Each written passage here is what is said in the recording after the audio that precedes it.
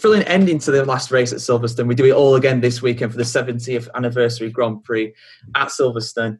Let's see if Lewis Hamilton can continue his success, or Valtteri Bottas or Max Verstappen can get some ground back on him. Welcome back to the Formula One Grid Talk podcast. Today we'll be previewing this weekend's 70th Anniversary Grand Prix. We are powered by the F1 Chronicle. Visit F1 Chronicle for news, reviews and opinions on all things F1. Hosting today will be me, George Howson, and joining me today are sports journalist Dev Tyagi. Hey, hi. F1 expert Alex Booth. Hello. And Mr. Sam Bowen himself. It's Sam Thatcher. Hello. More normal intro this time. I'm not going to do it to you again, not twice in a row. So we have another race at Silverstone. Most of the race last time was, let's say not the most exciting, but the ending, of course, was thrilling. But Dev, it's going to take something special, like another puncture or something like that, to stop Mercedes getting a 1-2. They were miles clear last weekend, and it's looking like they should be able to repeat it again this weekend. They are clearly the team to beat, George, once again, and that's the common narrative. It's about time that we renamed Silverstone the Lewis Hamilton Grand Prix, as DC suggested, in light of win. On current form, there's no reason why they can't win, although, of course, the main deliberation point would be the choice of tyre compound heading into what would be exactly the same number of laps, and should the conditions be the same as we had in the first round of the Silverstone doubleheader, then probably it would warrant or beckon some change. But purely on race pace and menacing form of Hamilton, for sure, he's the number one choice, and that's the team to beat. Yeah, absolutely. 3 wins in a row, 3 poles in a row for Lewis Hamilton. It didn't come exactly easy last time, though, obviously, with the puncture. But, Sam, you have to feel like, obviously, with all the data that Mercedes have got and the gap that they've got, that they would be able to nurse the tyres, even if they are a level softer this weekend. Yeah, I don't see any kind of scenario where they don't win unless they take each other out on the first corner, to be honest. Like, it's crazy to me how they can just better and better and better every single year. Like, they've gained 0.8 of a second this year compared to last year, which is absolutely massive. And then you've got to give Mercedes credit, I think, just because of how the dedication and the determination of the team to consistently improve year upon year, even when they're winning. And then you've got to look at all the other teams and say, what are you doing? Because you need to improve, because they're just Red Bull this year, for example, they've just lost some performance. And yeah, Mercedes are just an unbelievable team. And yeah, I don't see any way in which at least one of them don't win the Grand Prix this weekend. Yeah, absolutely. They've just got such a massive gap. There's a big gap between Lewis Hamilton and Valtteri Bottas now in the championship as a result of Bottas finishing outside the points last time. Would you say that Bottas is going to be a bit more aggressive off the start this time, Alex, just because he hasn't exactly got nothing to lose, but it's not as close as what it was? He has to realistically at least finish ahead of Hamilton this weekend. Well, it's true, obviously, that Hamilton's got a lot more to lose than Bottas has, and 30 points behind, that's more than a race victory. Bottas can probably afford to take more risks than Hamilton can. Because I was going to argue weather permitting, but that'll probably work out in Hamilton's favour as well. If this weekend's race is going to work out any different to the last one, what it really boils down to is whether the tyre defects have been sorted out. Because can the Pirelli? Well, they'll still have to change the strategy, because they can't do. If the tyres are the same, they certainly can't do the same thing they did last weekend. But surely they'll work out how to plan to repeat it.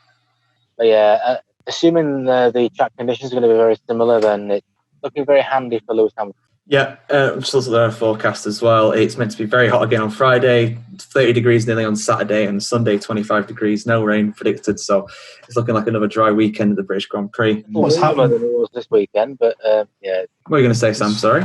It's just crazy UK weather. I mean, when does that ever happen here? That we get 30 degrees 2 weeks in a row? Crazy. It doesn't happen in my neck of the woods very often. I don't think it will do again. But yeah, down south, in the Midlands, it's more likely to happen, I guess. It is a bit strange. You would expect there to be some rain at some point, but it doesn't look like it. Although, as we know, weather forecast is not exactly reliable around these parts. So there you go. But yeah, Mercedes very much looking like the team to beat. Still got a big gap to everybody else. But the guy that's most likely to plug that gap, Dev, is Max Verstappen. I mean, he got second place last weekend. Obviously got the fastest lap as well. Great weekend for him. But his teammate is the one that really has to perform, Alex Albon. Yes, it was a very tricky race for Albon out there in the first round of the British Grand Prix, isn't it? You have to feel for him. He virtually did a round at the rear end of the field and then came back inside points finish. That was absolutely awesome. But he's really clearly facing the heat of, as you guys rightly pointed out, being the teammate to Max Verstappen, clearly the man in charge, clearly the man who has the right feel of the car, you would say, because his is the car which is running at the front end, still possibly trying to put a bit of a fight to the Mercedes.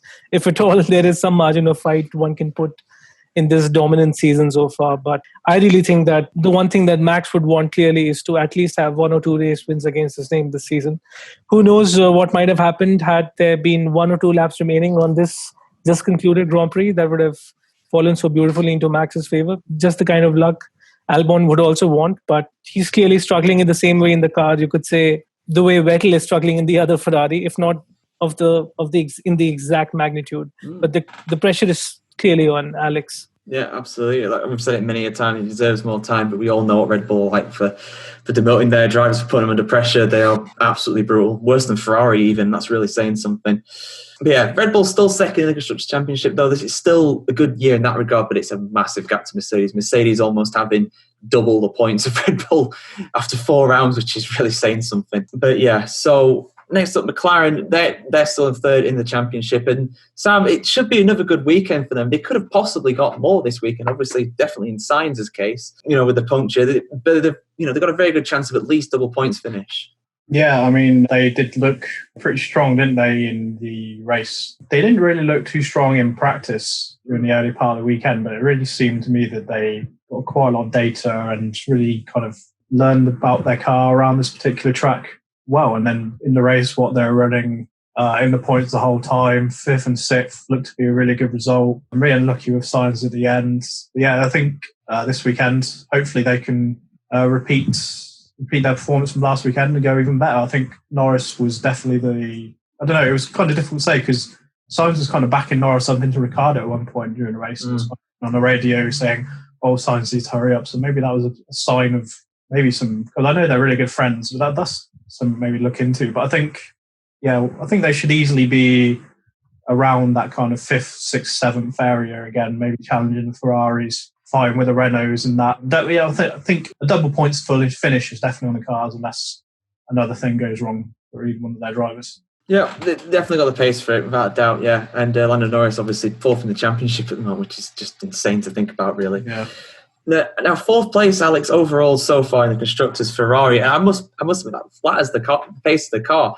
But in qualifying at least, and at least in the hands of Charles Leclerc, that car is not doing too bad around Silverstone. Obviously, Leclerc getting on the podium again last weekend, but it's Vettel that really has to perform this weekend. It's looking a brighter time for Ferrari than they have done certainly in the first 3 races, and then the British Grand Prix they were looking a lot better. But as you correctly pointed out, what Ferrari really need is Sebastian Vettel to have a good weekend, because then they can get more points for the team. Leclerc did fantastic last weekend, and obviously it depends what happens during the race. I mean, he could end up making a mistake with another being taken out, but let's assuming that it's a similar turn of events as what happened last weekend. You could argue that Leclerc's going to be up there certainly around 4th, 5th mark, but we need Vettel up there with him, and Ferrari certainly do to bolster their Constructors' Championship position, because it like you mentioned, Vettel's like 13th in the championship. You say that's not where they want it to be. He needs a good result. Yeah, he really does. He really does. I mean, at least he's not under threat of getting sacked. He's already got sacked, so that's something. But yeah, he needs a better performance for the team. It's not really going well, and their 4th place in the Constructors is really under threat, Dev, because the people behind them are Racing Point, and that car should have a lot of pace around this track. I mean, Stroll obviously had his engine issues. Hulkenberg even more engine issues, didn't even start the race. But when that car's hooked up, it's probably at least 3rd fastest on the grid. Yeah, the key thing is that they are powered by an engine which is dominating right at the front. And it's no surprise that we've seen such a dominant performance by Racing Point all throughout this year, that RP20 has a lot of downforce in it. You can clearly make that out. Just the kind of touches that other teams like Ferrari would be, salivating for. But it's very important for both the cars to actually not only finish in points, but get back to where they've accustomed fans of seeing them, which is P4, P5, and who knows, grab the race by the scruff of its neck and manage a P3. If that were to happen, then the next race is going to be a daunting one. You never know. You never know. They might well do. And obviously, we do believe, because Sergio Perez does have coronavirus, we do believe that Nico Hülkenberg will be in the car again. We wish Sergio Perez all the best, obviously. But how good would it be if Nico Hülkenberg gets a podium at last? Is that guy on the third spot? Yeah, that would be awesome. It'd be incredible. That would be awesome. Redemption time. He obviously has the record for the most starts and the most Grand Prix entered without a podium. I didn't realise, but he's actually the 27th most experienced F1 driver ever as well. That's a hell of... I couldn't believe that either. I don't know who looked that up, but fair play whoever did. So he knows what he's doing, and I'd expect him to be quite close to Stroll in qualifying as well. It was fairly close to last weekend, but this weekend he could well be up there. And obviously in the race, the instinct kicks in. So it's interesting. That's the car number as well, isn't it? 27. That's a hell of a coincidence. Wow, yeah. Okay. Yeah, so let's see what Racing Point can do. Obviously, Mercedes were incredible there last year and incredible there this year. So you think their car should be good in the race if they actually start it and get the engine working all the way to the end. Yeah, next up we have Renault. And Sam, best result of the season so far for them last weekend. It flattered them a little bit. Obviously, they avoided the trouble. They saved the tyres. They deserved what they got. They got 4th and 6th place, but it'll be difficult for them to repeat that this weekend again. I mean, yeah, it kind of bucked the trend last week, Renault, didn't they, of the typical Renault fashion, really, by actually fighting with your McLarens, your Racing Points. Because Ocon had a battle with Stroll for pretty much the whole race, didn't he? Like, that was one of the only kind of battles that are actually kind of making the race sort of interesting throughout the first 49 laps. So Ocon kind of saved the race a little bit, to be honest.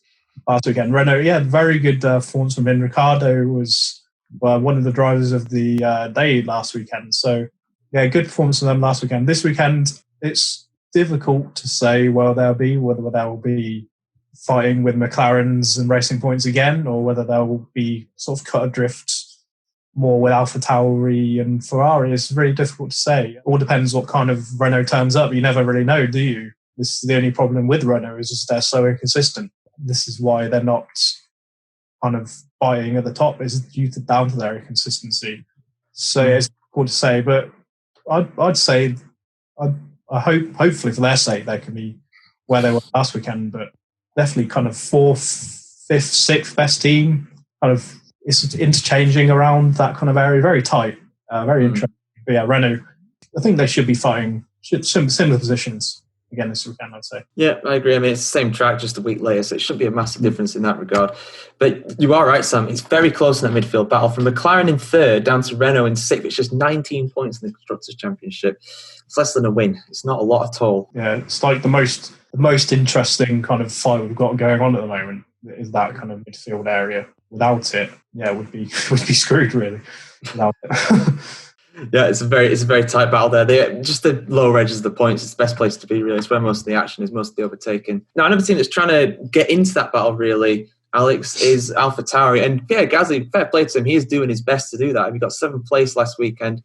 But again, it'll be difficult to see him replicating that unless people ahead of him don't finish. Yeah, he drove really well last weekend. There was a strong performance by Gasly. Kvyat was unfortunate to have that massive accident, and who knows whether Kvyat could have probably ended up could have dragged that car to the points with the double point finish for AlphaTauri.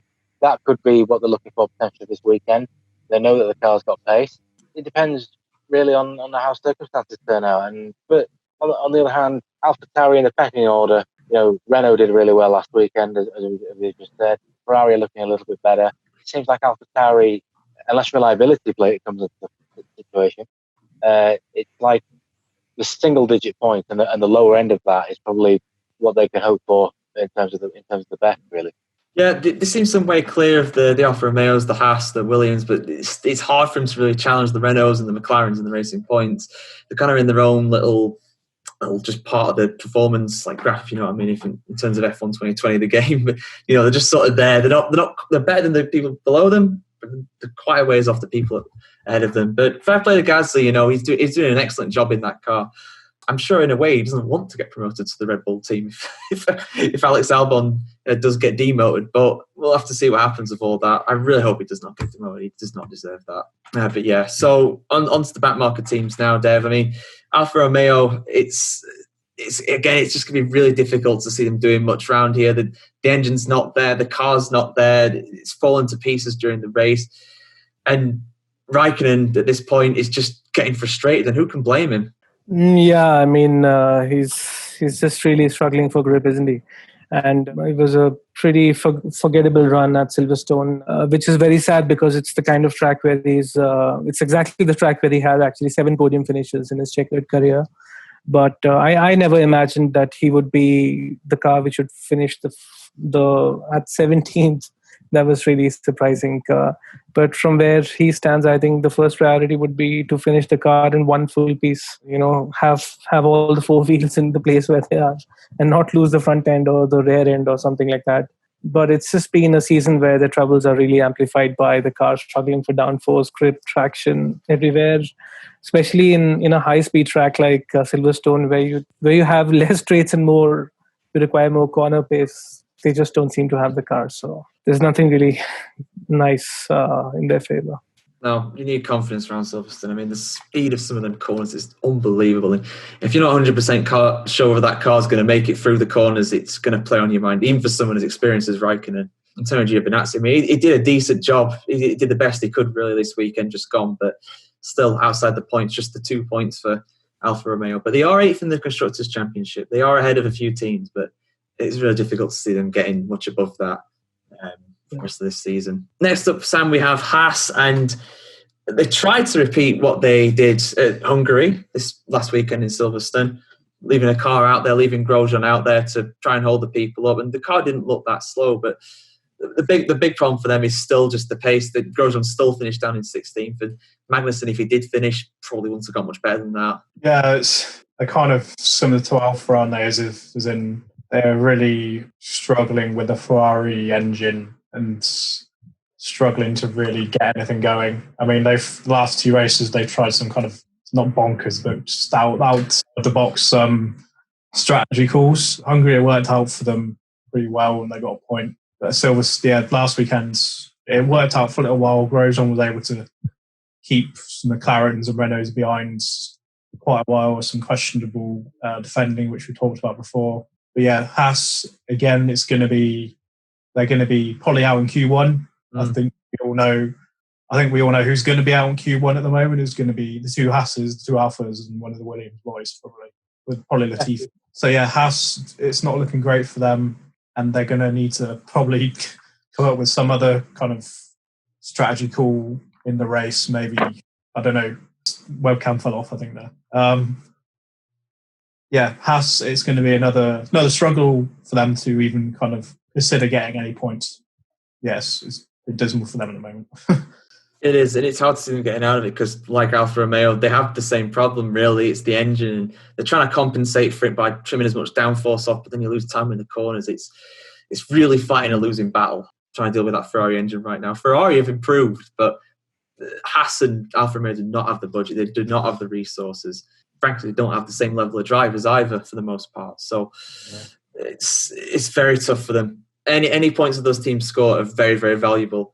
And Alex, the one team that hasn't scored any points so far is Williams. They're still at the bottom.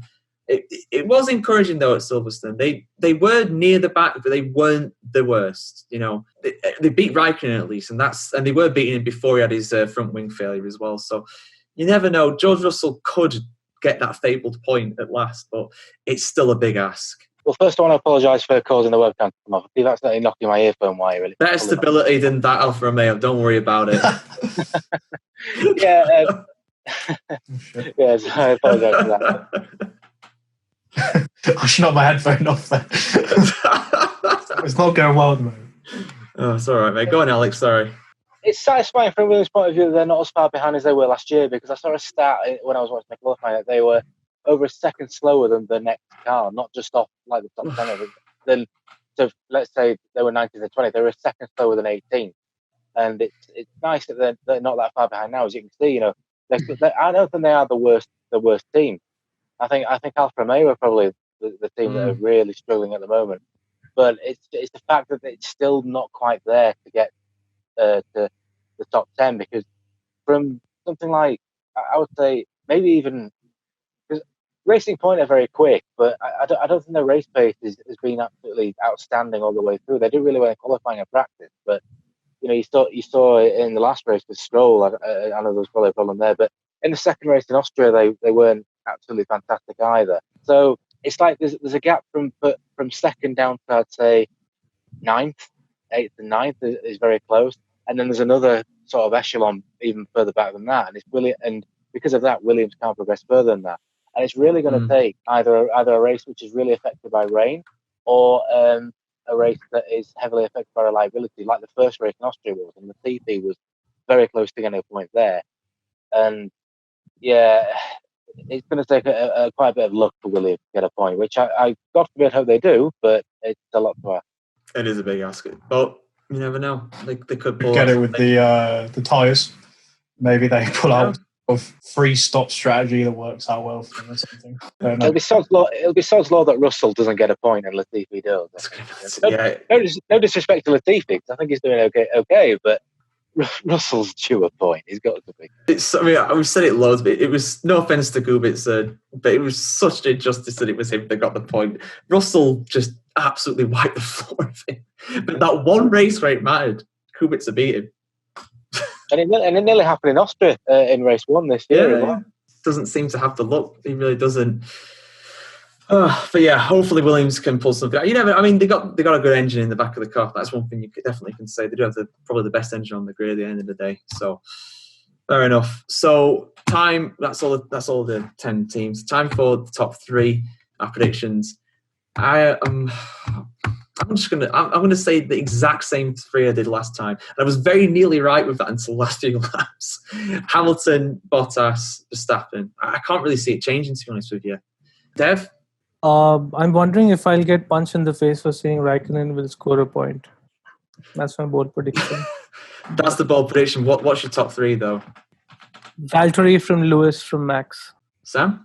I don't want to say, it's just really boring saying that, though, isn't it? If we all say the same thing, it's kind of like boring. I want to be realistic as well, though, because that's what it probably will be. I don't know. Yeah, well, yeah. No, I'm going to go with Valtteri to win. I think he needs to bounce back and for him to do that. So yeah, Valtteri for the win.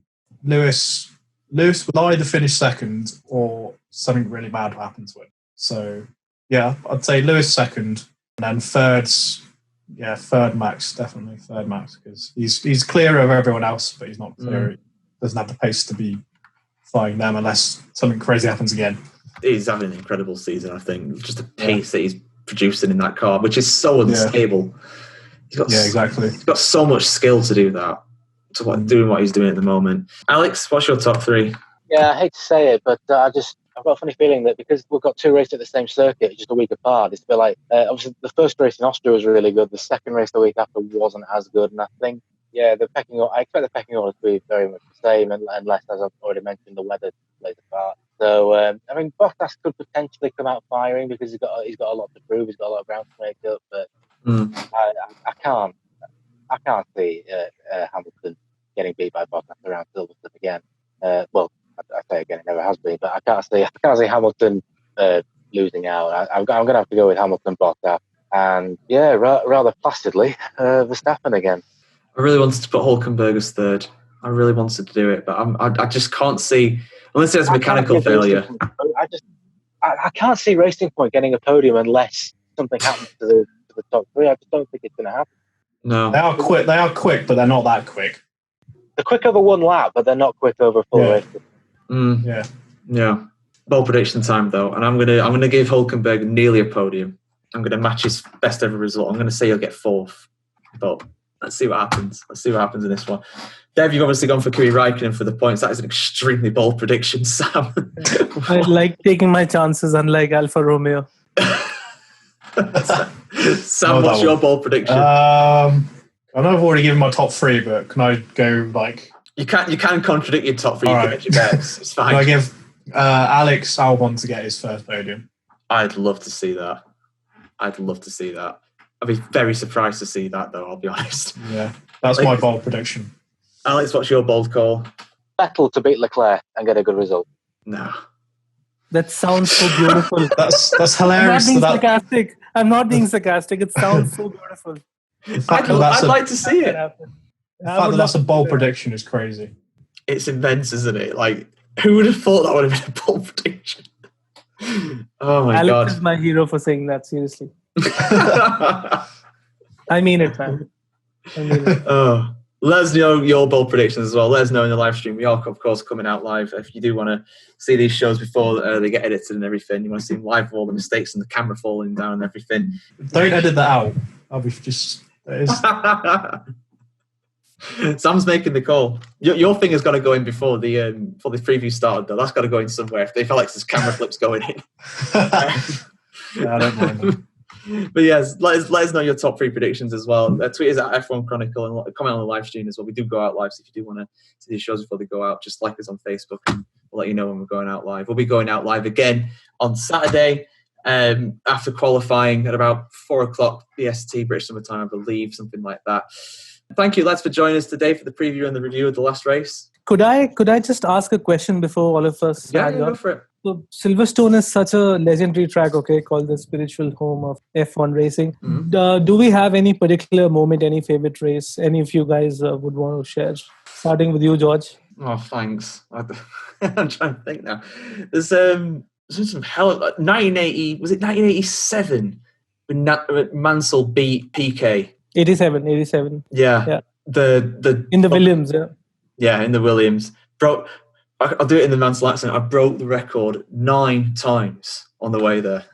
He broke the lap record 9 times. I always remember that one. That's a hell of a race. And obviously Hamilton 2008. That for me is still probably his best ever race. Just ridiculous to win by that much. Right. What about you, Sam? Well, first of all, last year I went to Silverstone for the first time. That was my first ever race I've ever been to. I spent 5 days camping there in Woodlands from Wednesday to Monday, and it was a great time. I absolutely loved it. I loved every minute of it. Watching Hamilton and Bottas go wheel to wheel, seeing Vettel crash into the back of Verstappen right. I was stood at Vale Chicane. I sort of saw that like right across from me, and everybody just gasped because it was just crazy. It was my first ever F1 live experience. It was amazing. Just a really good weekend. So yeah, that's probably my favourite standout thing, and quite personal when over really good. And then I remember this from I think it was 2003 when they had that guy running down the away straight. That was the Murray Walker. Rubens won that race. Exactly. Yeah, it was a really good race. Murray Walker said, "We got a lunatic on the track," in the Murray Walker voice that I can't put on. It was, that's probably my favourite other memory that I can just think of right now. What about you, Alex? Sam kind of stole my glory there because I went to Silverstone the first time last year as well. Oh, and wow. I was going to say my favourite British Grand Prix was 2003. Oh, sorry, man. There's so many though, yeah. 2018 was a really good race as well. 95 of Herbert winning. 95 was very good. 94 with all the drama with Schumacher with his black flags. So many. Was it 98 with Schumacher winning in the pits? There's so many of them. Like this is just track with such a massive history, and I'm so glad to see it secure on the calendar. I absolutely love it to bits. I'd love to go one day. And can't wait till the fans are back. It just feels so empty without the fans, especially around that track. Like they make such a huge difference. Yeah, it definitely felt really weird watching it last weekend. No fans. So quiet. I mean, other tracks, it doesn't make much of a difference, I don't think. But this track, I think it makes such a big difference that the crowd's there. This, like Spa is another track, it makes a huge difference as well. Like really old school kind of cornerstones of F1 tracks are the tracks where you're going to miss the crowd the most. And I just really hope that the fans are back for next year so we can go back. Yeah, absolutely here on that one. It's going to be weird going to Monza as well without fans. That's been announced as without fans. That's going to be really strange. Those 3 tracks, I think, are going to be the weirdest without fans. Silverstone, Spa and Monza. Yeah, love Spa. That's a hell of a track to go to as well. Just seeing the cars go up Eau Rouge and it's like that. It's like, how? Yeah. How are they going up there? It's insane. Yeah. But yeah, let us know your best memories of Silverstone as well. I'm sure plenty of the listeners have been to Silverstone, admire the track as well. It's a hell of a venue. It really is. The first Grand Prix was held there, and obviously celebrating 70 years of F1, 70 years of going to Silverstone as a Formula One event. Obviously, its history goes back a little bit further than that even. I think 48 became a British Grand Prix home. I'm not too sure on that one. But yeah, so we also have an official store for merchandise. Just go to the F1 Chronicles website to get custom mugs, T-shirts and more.